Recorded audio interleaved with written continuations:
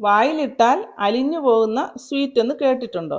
അത്തരമൊരു healthy easy സ്വീറ്റാണിത്. ഈ delicious പലഹാരം തയ്യാറാക്കാനായി പ്രധാനമായി വേണ്ടത് വളരെ ഹെൽത്ത് ബെനിഫിറ്റ്സ് ഉള്ള ക്യാരറ്റും മാങ്ങായുമാണ്. രണ്ടും കട്ട് ചെയ്ത് റെഡിയാക്കി വെക്കുക. ഒരു പാനിൽ ഗ്രേറ്റ് ചെയ്തതോ അല്ലെങ്കിൽ ചെറുതായി അരിഞ്ഞതായ 1 കപ്പ് ക്യാരറ്റ് ഇടുക. കൂടെ 1/4 കപ്പ് പാലും. മീഡിയം ഫ്ലെയിമിൽ ഇത് അടച്ചു വെച്ച് 1 മിനിറ്റ് വേവിക്കുക. ഇടയ്ക്ക് ഇളക്കി കൊടുക്കണം. ഈ സമയം മിക്സിയുടെ ജാറിൽ 1/2 കപ്പ് നാരുകൾ കുറവുള്ള മാങ്ങ പീസസ് ഇടുക. കൂടെ 1/2 കപ്പ് പഞ്ചസാരയും നന്നായി അരച്ച് മാറ്റി വെക്കുക. ഇപ്പോൾ ക്യാരറ്റൊക്കെ സോഫ്റ്റായി വന്നിട്ടുണ്ട്. ഒത്തിരി വേകണമെന്നൊന്നുമില്ല, പാലൊന്ന് വറ്റി വന്നാൽ മതി. ഇതിലേക്ക് അരച്ച് വെച്ചിരിക്കുന്ന മാങ്ങാ മിക്സ് ഒഴിച്ചിളക്കുക. ഇടയ്ക്കിടെ ഇളക്കിയാൽ മതി. ഈ പലഹാരത്തിൽ ഞാൻ ഏലക്കായോ എസൻസോ ഒന്നും ചേർക്കുന്നില്ല. മാങ്ങായുടെയും ക്യാരറ്റിൻ്റെയും കൂടെ ഒന്നിച്ചുള്ള ടേസ്റ്റ് വളരെ നല്ലതാണ്. മീഡിയം ഫ്ലെയിമിൽ ഇത് തിളപ്പിക്കുക.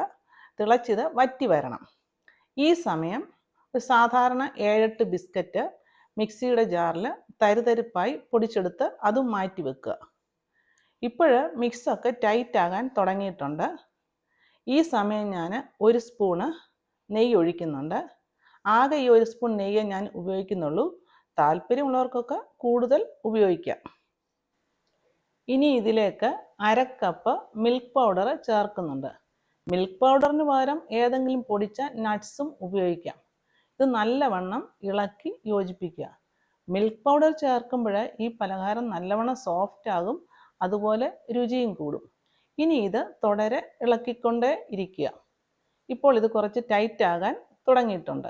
ഈ സമയം പൊടിച്ചു വച്ചിരിക്കുന്ന ബിസ്ക്കറ്റ് ഇതിലേക്ക് ചേർത്ത് വീണ്ടും നല്ലവണ്ണം ഇളക്കിക്കൊണ്ടിരിക്കുക. പാനിൽ നിന്ന് വിട്ടു വരുന്ന പരുവത്തിൽ ഫ്ലെയിം ഓഫ് ചെയ്യുക. എന്നിട്ടിത് നെയ്യ് പുരട്ടിയ ട്രേയിലേക്ക് ഒഴിക്കുക. ലെവൽ ചെയ്യുക. അതിനുശേഷം ചൂട് മാറാനായി മാറ്റി വെക്കുക.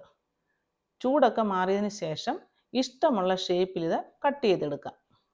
താല്പര്യമുള്ളവർക്ക് ബിസ്ക്കറ്റ് പൊടിയുടെ അളവ് കൂട്ടിയിട്ട് ബോൾ ഷേപ്പിലും ഉണ്ടാക്കിയെടുക്കാം. ഗുണം മാത്രമല്ല, രുചിയിലും കേമമായ ഈ മാമ്പഴ ക്യാരറ്റ് പലഹാരം വായിലിട്ടാൽ അലിഞ്ഞു പോകും. അത്രയ്ക്കും സോഫ്റ്റാണ്, ടേസ്റ്റിയാണ്. ഡെക്കറേറ്റ് ചെയ്യാൻ വേണ്ടി പംകിൻ സീഡ് ഉപയോഗിക്കാം, അല്ലെങ്കിൽ ഡെസിക്കേറ്റഡ് കോക്കനട്ട് വിതറാം. കാണാനും കഴിക്കാനും നല്ലതായി പലഹാരം ഏതൊരു മധുര പലഹാരത്തെക്കാളും നല്ലതാണ്.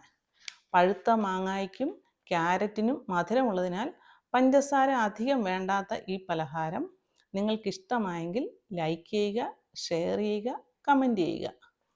അടുത്ത നല്ലൊരു റെസിപ്പിയുമായി കാണുന്നത് വരെ ഹാവ് എ നൈസ് ടൈം.